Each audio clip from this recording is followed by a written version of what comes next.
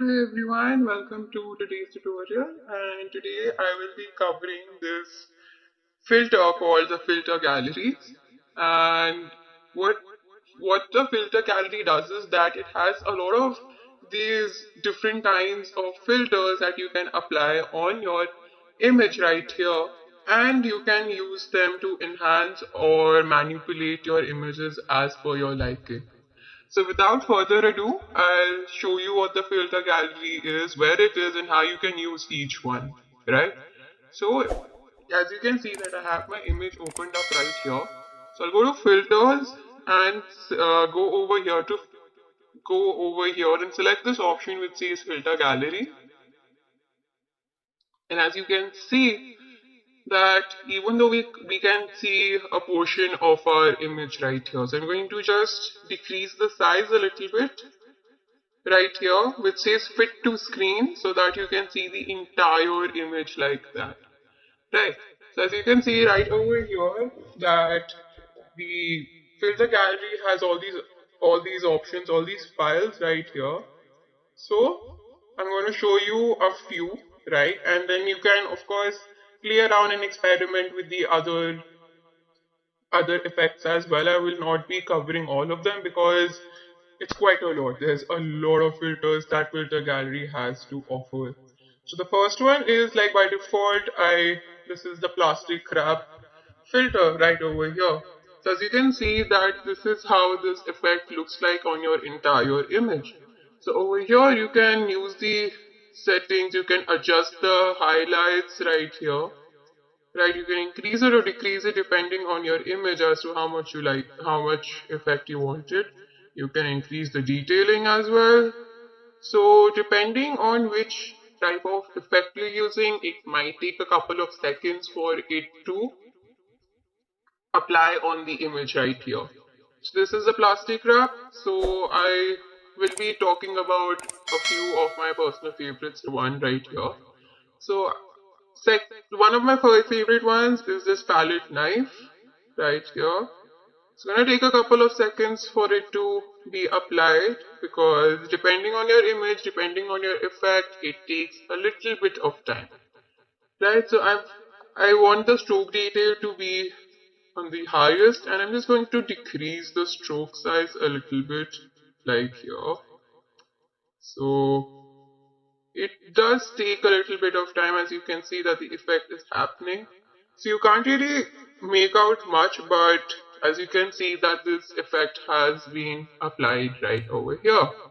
So this was one of them. And similarly, I also quite like the sponge effect as well. Right over here, and as you can see, it's being applied.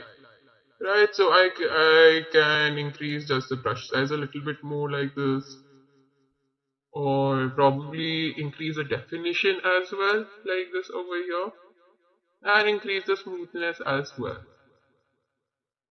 As you can see that some effects do take a little bit of time for it to be applied, whereas some they do not take so much of time. So this was some of the effects in the artistic one over here.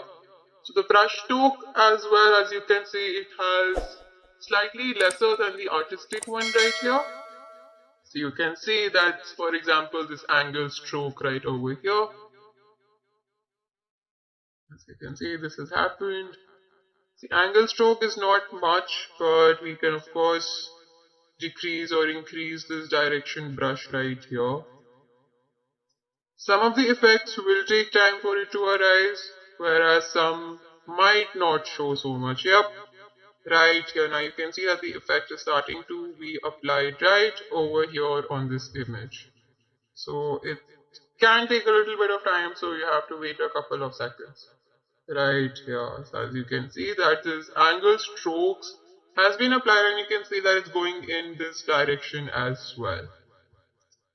Right, so these were some of the effects right here. So similarly you can apply a different kind of textures as well, such as you can apply the stained glass right here, right? Or for example, if you go to stylize only has this one which is the glowing edges. Personally, I don't really like the glowing edges that much. And then you can come down here to sketch, and then you can apply these different kinds of sketch effects as well, such as chalk and charcoal. And then of course you can increase or decrease, or you can like play around with the effects right here. I'm going to decrease the chalk area as well. And like that. So whichever one you like best, you can just play around or see which effect you want, like that. So you can check out the other effects as well. So this is the glass effect, and then you can of course change the distortion, the smoothness, whatever you wanted it to be, like that. I'm going to just increase the smoothness or like that. Right. So you get an idea of what all the different filters that the filter gallery has to offer, right? And that's about it. So this was just a brief and short video about the different kinds of filters that the filter gallery has to offer. So I hope you found this video to be useful, and with a little practice you can manipulate and add different kinds of filters from the filters gallery. So thank you for watching and stay tuned for more.